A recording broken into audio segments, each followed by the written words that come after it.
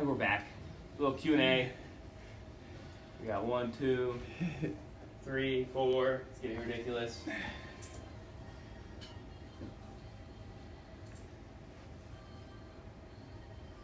All right. I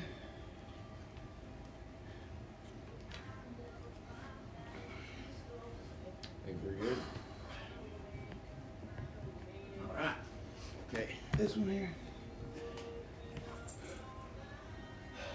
All right, where you got your sheet of questions? I got the questions that I've been getting. All right. Good work if you're working along with us. How many times a week can you train arms? Well, How many days are in a week? 7, so I would say at least 14 times. Yeah. Yeah. I was gonna say 8 or 9 on a slow week. Coming from an arm guy. Yeah, big arm That means guy. a lot. Welcome back, y'all. Again, answering. Yo. What's up? Answering questions here. We have some to get us started. If you got anything at home, again, if you have a home gym and you're trying to figure out the best way to navigate it, right? This would be a perfect time to ask us. We'll be able to help you through that. If you're looking to buy some equipment and don't know what to buy, we'll be able to talk you through that. See what our favorite exercises are, our favorite pieces of equipment are. And then we'll just kind of go from there. We'll spend about a half hour talking to y'all, and then we'll get off and let y'all finish the rest of your day. So, you got one you want to start us with here, Coach? Yeah, I think the biggest question I've been getting, and this is from a ton of people, so it's not just one person, but a lot of the college athletes that we work with have asked me specifically, like, hey, I got a couple $100, like, what am I going to go buy? So if you have a couple bucks lying around, I think definitely, like, if I had to only have a couple things, I would have a TRX, some resistance bands, and then like a single heavy kettlebell. Preferably in the 55 to 75 pound range. Kettlebells, that's probably going to be the most expensive part of that, but with the kettlebell you can do pretty much anything. You can do your squats, your swings, you can band it up, make it a little bit harder for your swings. You can do some pressing with a heavy enough kettlebell, and body weight stuff, push-ups and pull-ups, can get done with the TRX. So that would be my go-to combo of a TRX, resistance bands, and a heavy kettlebell. If I only had like $200 to spend on some stuff, if I'm lucky enough to have $200 to spend on some stuff, not everybody can do that. Yeah, the only thing I would add, or maybe substitute, again, kettlebell, we like using heavy kettlebells. If you feel like you use a heavy kettlebell a lot in your training, I think that's a great thing to do. If not, lighter dumbbells is really the only other thing I would suggest I would add if I could, or substitute that out. I would think 25 to 35 would be good. Again, we can do all our presses, all our pulls, horizontally, vertically. We can do our carries, we can do our squats, right? A lot of the stuff from the goblet position, we can walk with them, we can lunge with them. So that's another thing that I would add is a 25 to 35 pound dumbbell. Yep. The other things are great: resistance bands, TRX. I had a question from my buddy Danny, and if you followed along, we'll know. But question from my buddy Danny: what are some ab exercises I can do at home without equipment? Right, stuff you see us do all the time. A lot of the body weight stabilization exercises we love doing. The planks. We just did a kind of a dynamic plank on our last training session just a couple minutes ago. Any plank variation from the side, right, to the front, anything in the push-up position, you can just figure out different ways to get your body into that plank position to build a bulletproof core. We also love heavy carries, and I always kind of find myself doing those heavy carries when I'm at a grocery store and I only want to make one trip to the car and only make one trip back home, right? You can load that up to one side and carry something heavy on the left side and carry it on the right side when you go back in. So there are a lot of different things we can do, but again, our favorite are going to be those stabilization exercises. Speaking of carries, I've been moving some paint around, and as I was moving the paint from my garage to the room I'm going to paint, I was doing some bicep curls with the paint cans. Gotta sneak them in. And it actually worked really well with the handle and the lever. So, T. Gilson was asking us about those arm days. Every day. So you got, I got one from a football player in college. He says, I'm still trying to gain weight. I don't have access to a weight room. I have a couple heavy dumbbells, but that's it. How can I maintain or gain more weight so I'm ready for the fall?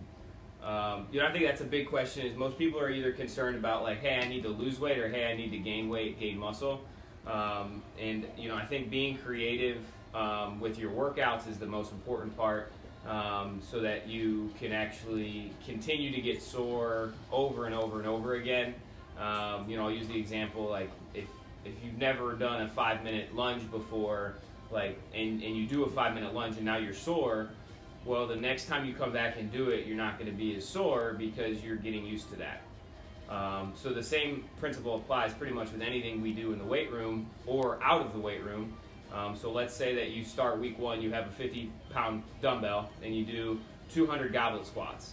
The next time you come around to do goblet squats, maybe add a backward lunge into that complex. Maybe add a lateral lunge into that complex. So just keep dynamically changing your base foundation exercises with little tweaks by adding a lunge, by adding a forward lunge, backward lunge, by adding a pulse squat, so you're adding like a kind of a down pause, halfway up, and then all the way down, and then all the way back up. So just changing your rep schemes, adding pauses is a good way to make sure that we're doing enough for hypertrophy. That's the workout standpoint, always knocking out our push-ups, our pull-ups, but then just making sure you're eating enough food at night. I'm a big fan, like when I was able to gain weight back when I was playing, it was just because I was eating 3 bowls of cereal every night. It's not anything fancy. It's not anything, coming from a shaker bottle. I was just eating enough food at night. It didn't matter what it was. Yeah, a lot of conversations we have with our high school athletes, primarily about gaining weight, is because a lot of them will find, they'll come in as a freshman and they'll be, let's say, 160 pounds, and then their sophomore year they'll be 165. Junior year they'll be 165, and they're trying to figure out how to gain weight.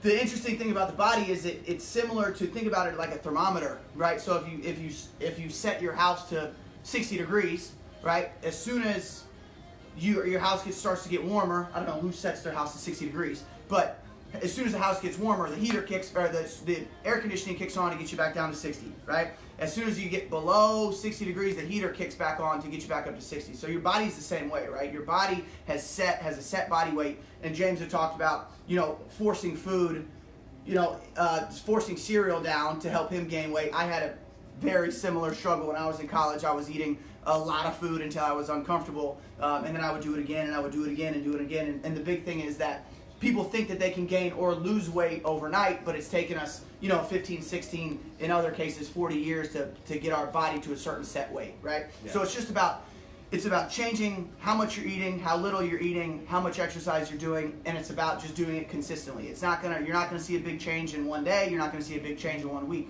But if you want to gain weight and have a set, let's say 10, 15 pounds, look 6 months down the road, look 3 months down the road. And then that's really the way, and don't keep standing on the scale, just stay at it every single day, keep going over and over and over again, and then check again every couple of weeks, every couple of months. And then if you find out you're not gaining much weight, or you're not where you want to be, got to do more, right? Got to make yourself uncomfortable if you want to get to these certain goals that we're trying to get to, especially if we're trying to change our body. Got a question from a buddy at home. How do you guys stay busy? So what are some of the best things you do to stay busy while we're in this situation? So I'm fortunate enough to be able to spend time with him. This guy is always working, so it always motivates me to figure out that there are more things that I can do than just kind of sit around and watch Netflix and eat food and snack and do all that kind of stuff. So and this will transition into another question, but I make sure when I get up in the morning, I do everything I can do to set my intentions to have a good day moving forward. So that starts with a good morning routine. Again, that's another question we had, and we'll talk about that a little more. But then also getting up and exercising, obviously super important, one of the things that I'm most passionate about, so I always make sure to do that. And then just always have 2 or 3 tasks that I want to get done every day, right? And no matter what it is, I just want to make sure it helps propel me in the forward direction instead of keep me stagnant or have me moving backwards. So again, with stuff here at work with T3, it's reaching out to people, making sure everybody's okay. It's trying to figure out some systems that we feel like we can do better, that maybe we haven't done great in the past. And then it's self-improvement. It's a couple hours of what I feel like I can do to help myself get better and improve myself on a daily basis. So that usually gets me to about 3 or 4 o'clock in the afternoon, and then by then I don't even realize it's that time, and then I feel at 3 or 4 o'clock that then I go on walk for 45 minutes or an hour. It's 5 o'clock, and I'm back started the evening routine already, right? So it's just making sure you're doing something to keep yourself busy and always improving yourself. Yeah, I think I've said it a couple times. Especially now, it's like when you have time to do everything, you're most likely to get nothing done.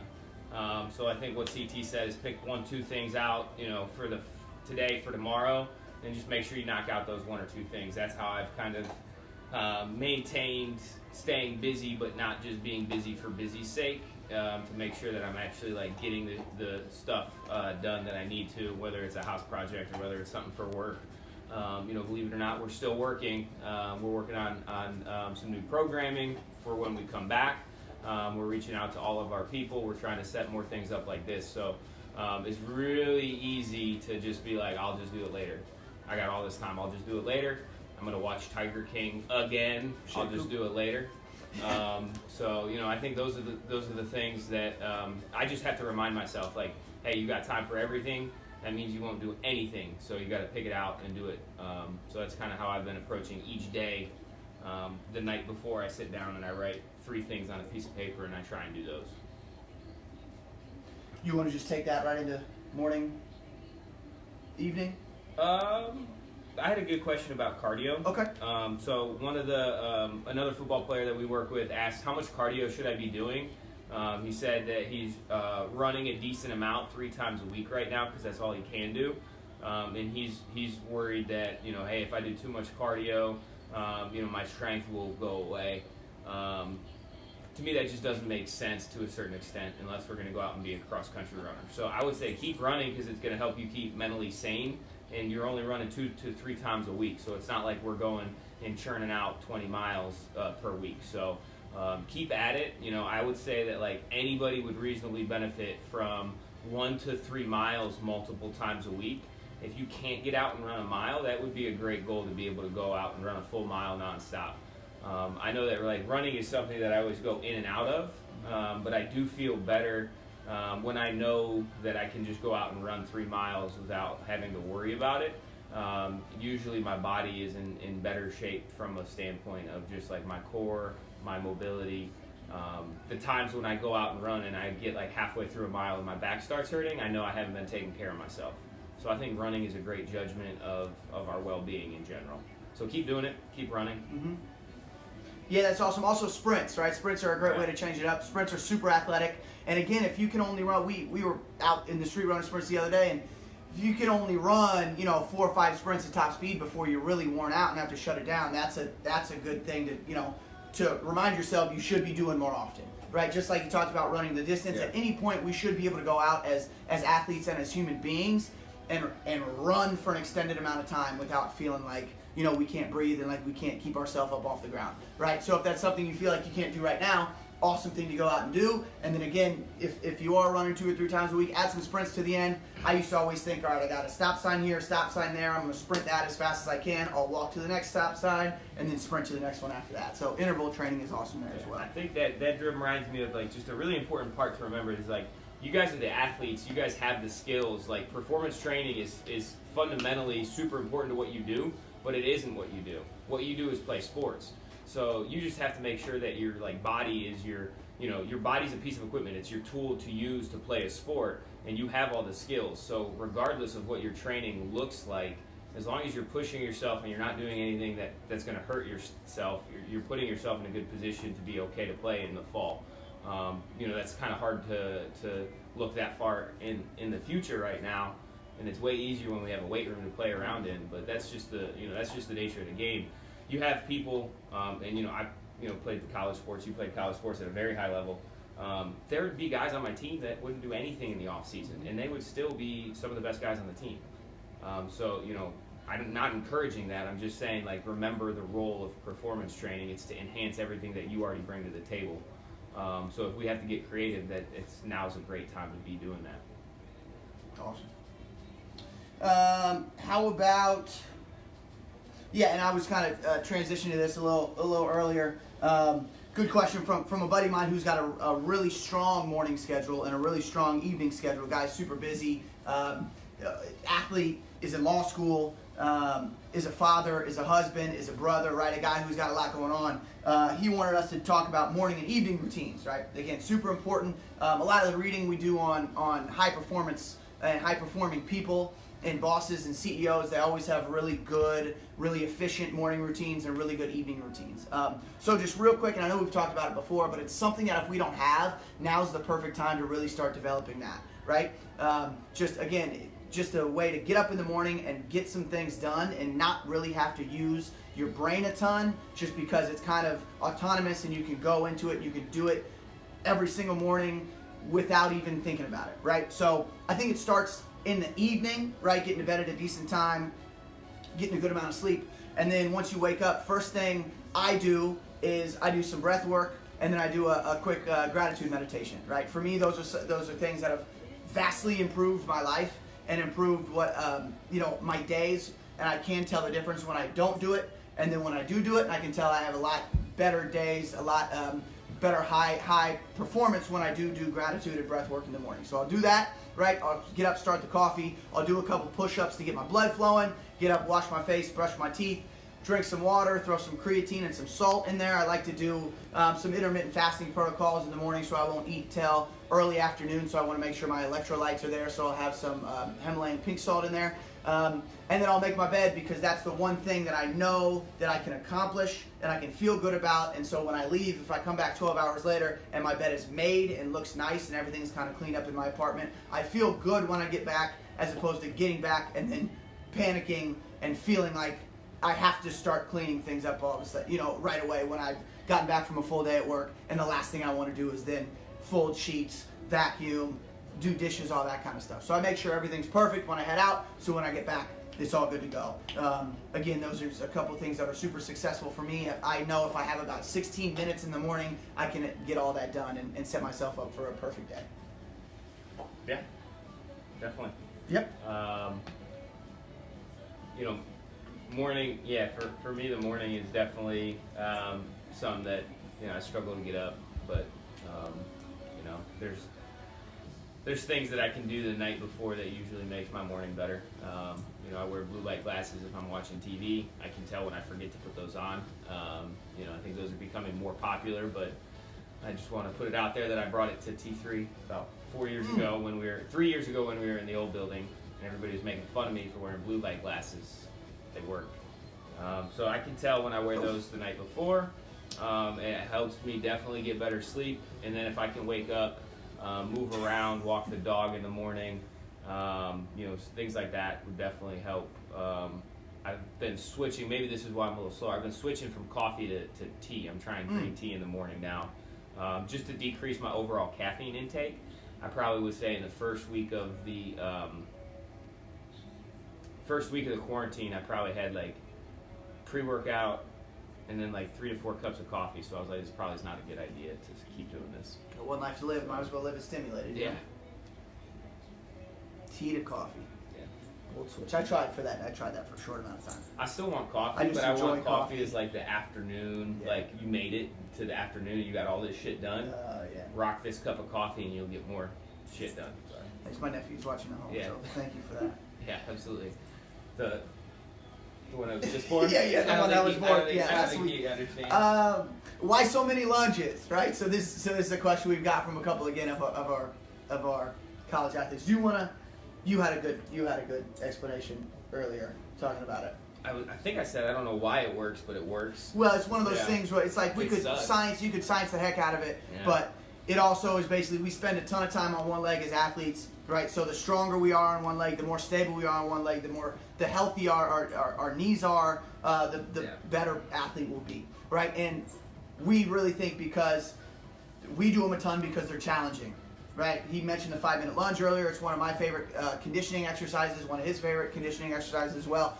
If you've never done it, I challenge you to Right do now. it right after this. Right now. I mean, you don't even have to be outside. We've done it stationary, where you just stand there and lunge as many times as you can for 5 minutes, right? Perfect reps, 5 minutes straight. You can change up how you do it, right? But we just want to lunge for 5 minutes. You'll see the next day, if you're sore and feel like you can't get out of bed, which a lot of times we are, right? That means we should be doing it more often, right? Once you get to the point where 5 minutes is easy, add an extra minute to that. 6 minutes is really tough, When 6 minutes is easy, right? So you can start to build from it. Again, an awesome exercise, and it really gives you, bulletproof knees. The stronger we are, the more stable we are on one leg, the better we will perform as athletes. Yeah, and think about it this way: is like if I'm able to run for 5 minutes, okay, that's a good checkpoint Yeah. as an athlete. Like I should be able to do that. Like it just makes common sense, right? So lunging is the same thing. It's just a different movement, right? It's a different way of locomotion. Is what I'm trying to say. Yeah. So like if those are things that you can't do, like you shouldn't like feel bad. You should just attack it as a weak point. Thinking about the body again is like a tool to play sports with. Like you got to make sure you're taking care of that tool, and that's like a huge red flag if we get somebody that can't lunge for 5 minutes straight without absolutely dying. Mm-hmm. From who cares what sport they play? Our legs should be strong enough to be able to support a 5 minute to 8 minute lunge. Just because like we play sports that are way more intense than that 5 minutes or that 8 minutes of jogging or lunging or whatever it is. So imagine like playing a soccer game. Soccer games are 90 minutes. You're running the whole time. If your legs are strong enough to support you during a 5 to 8 minute lunge, like you're going to be better off over the duration of that soccer game to be able to still burst and still sprint at the end of it. I would say the same is across. Like there's probably no sport that I wouldn't pick. Like look at our most athletic linemen even. Like those boys can lunge. Shout out to BW. Yeah.